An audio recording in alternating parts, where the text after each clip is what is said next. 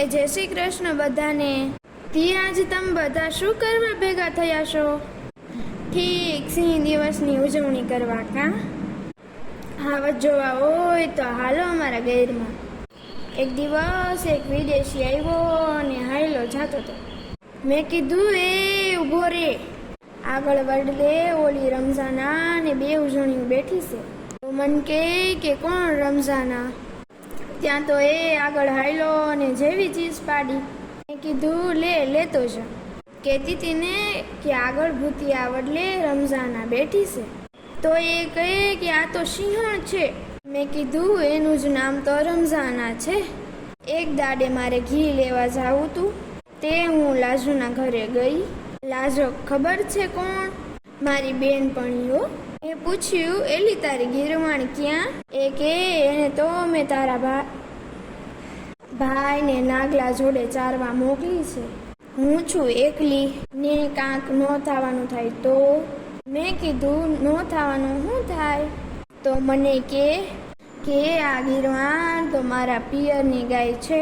એ આજકાલ તો ત્રણ સિંહણું અહીંયા વાડો નાખીને બેઠી છે. વાત કરશ? ત્રણ સિંહણું? મને કે સિંહણું જાણી ગઈ છે, બાઈ છે એકલી જ નહીં તો કાલ ગાય હાથમાં આવી જાય. મેં કીધું હા એ વાત તે સાચી હો.